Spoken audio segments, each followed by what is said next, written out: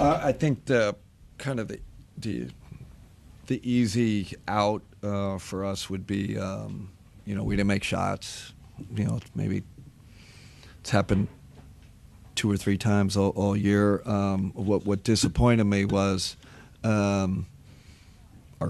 first half was phenomenal defensively, and then the second half we fell off. So we couldn't sustain our defense. The shots make we live with days like that, nights like that, but just disappointed.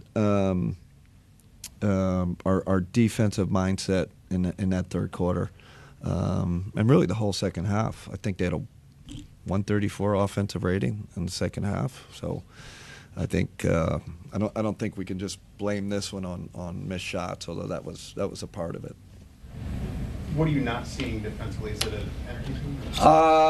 No, I mean we were almost perfect in the first half, so we're a really good defensive team. They have been top 3 last 15 games. They're a hell of an offensive team. But there was a letdown, and when you have defensive talent and you don't execute, you would think that's just a kind of more mental letdown than anything. Coach, what was the most difficult, or why was it so just big for them to have the press that they did, and how did that slow you guys down? Yeah, I felt like, especially once Halliburton went out of the game, they just picked us up. Like they got into us. It was like full court press, which you don't see a lot. So give Rick credit. I mean, it was really good strategy, and we did not handle the press well. We did not handle their pressure well, and that kind of that bleeds into your defense, right? You start turning it over. You're not taking good shots, and then they're an elite transition team, so it was kind of both sides of the ball, and their pressure was a big part of their success tonight. Max didn't have a great night tonight across the board. What was the decision for you to continue to go back to him in tonight's game? Yeah, he's one of our better players, good rotation players. I trust him, love him. I think kind of one of those coaches I just don't feel who's playing good in a moment. Like I trust the group and obviously trust him in the rotation. Figured he was going to get going. You mentioned defense in that third quarter. Yeah. Just specifically, what did you see? They used that 27-5 run to kind of really set the tone there in the second half. But where did you see the biggest breakdowns? I didn't think that we slipped in transition defense. I think that was the first part. Fouled Siakam to get him going early. I think that was the first play of the third quarter. So lack of discipline there, not fouling. You know how these things are. It's like just little things, little errors start adding up. I don't know if there was a little bit of a relax. Oh, Halliburton's out. Their best player. Or do you just kind of relax? That's not our team usually, but it happens. They're humans. But again, disappointed in that defensive effort in third quarter and the fourth quarter. And it's not often you get beat on the glass. Yeah, and then it's funny you said that when they did miss, they seemed like they got the offensive rebound, got another possession, and they hit a couple of tough shots at the end of the shot clock. You're like, oh man, it's one of those nights, but we kind of, how do you say, deserved it, right? Giving up second chance opportunities, 50-50 balls. I always look at it too as a coach, like, we had 2 days off, 2 days to prepare for this game. We didn't do a great job from a coaching standpoint. So we'll get another shot at these guys in Indy. So it'll be a good test for us to see if we can bounce back. Danny. Did you think that the shot quality you were getting offensively was good, or was that process? Not elite. Good, but not great. Good, but not usually. I think we looked at it as in the 80th percentile. We're usually in the 90s in terms of shot quality, so that wasn't, that wasn't good. And I think they turned us over, right? 13 turnovers, I think we had. Again, and I don't think I've said, give them a ton of pressure, a ton of credit.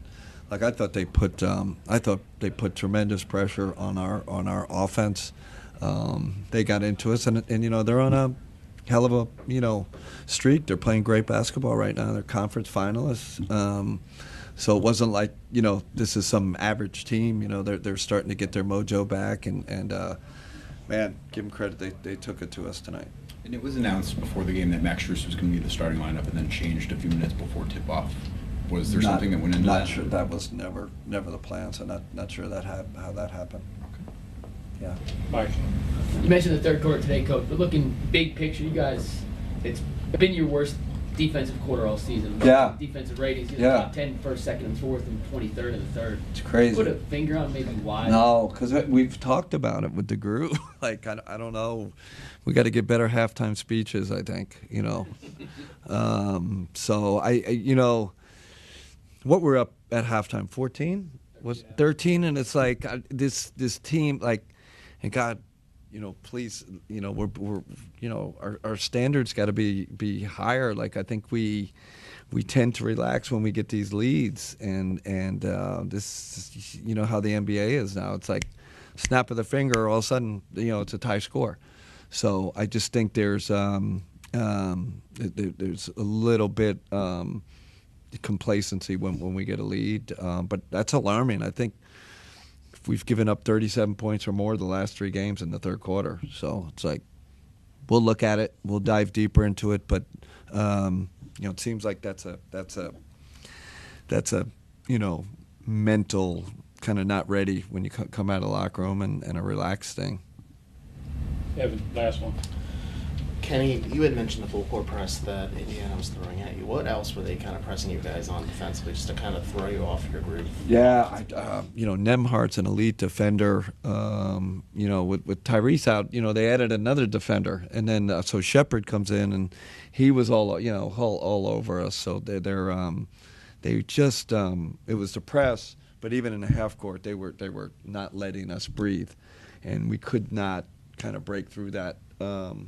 Through that wall, we did it in the second quarter, and then there are a couple of strategic things we could have done better. Not to get into specifics that we did in the second quarter, for some reason didn't do in the third quarter. And you kind of alluded to it, but can a loss like this be good for this team? A little humbling, I guess. I think it's after good. Such a hot start to the year. Yeah, no, I think it's good in the fact that we play them again. Like if we didn't play them for another 2 months, you just kind of up. But the fact that we're going to play another really, really good team that's playing great basketball, again, it's good.